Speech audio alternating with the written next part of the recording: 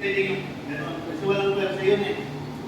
Itong palad nyo, itong palad nyo, pinampal nyo, nalapat doon, hindi rin siya umaangat ng gano'n.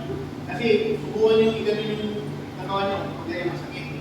Kung kailangan, hindi dapat lang siya. Fresh.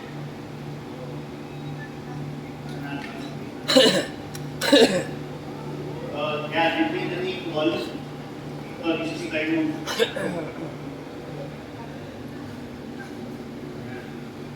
1, 2, 3, 4, 5, 6, 7, 8, 9, 10, 11, 12, 13, 14, 15, 16, 17, 18, 20, 21, 22, 23, 24, 25, 6, 7, 8, 9, 13. Dire-diretso yung hindi pwedeng hindi siya pwedeng yung beat niya hindi pwedeng pulsate na mawawala, halimbawa, 1, 2, 3, 4, 5, 7. Yung hiningal ka na, kailangan dire-diretso yun. Kahit yung hiningal ka na, kailangan makompleto mo yun. Then after nun, repeat.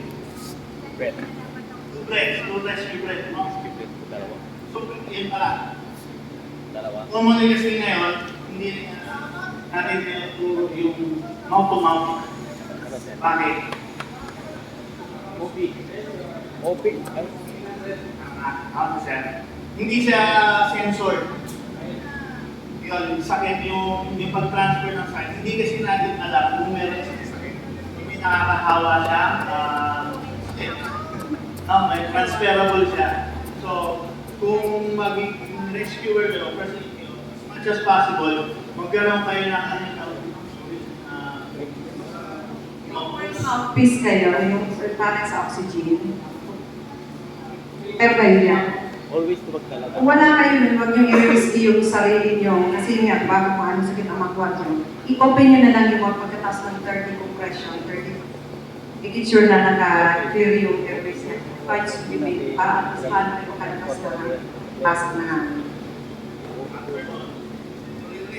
Kung meron kayong mouthpiece, yung pump, yung air pump, dalawang pump, 2. After nun, balik ulit, 30 compressions ulit, hanggang magkaroon ng simulation ng pump. Kita nyo lang, mag-respond yun siya, mag-respond yung biktima.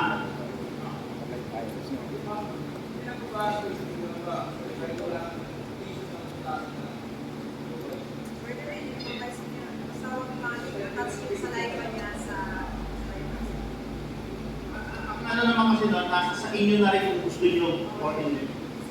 Pag-discretion nyo na yun eh. Kung gusto nyo i-mouth-to-mouth siya or hindi. Ano kung gusto nyo pala yung bahaw tayo ba? Oo, siyempre. Magdadalawang isip ko. Pero ang iniisip ko natin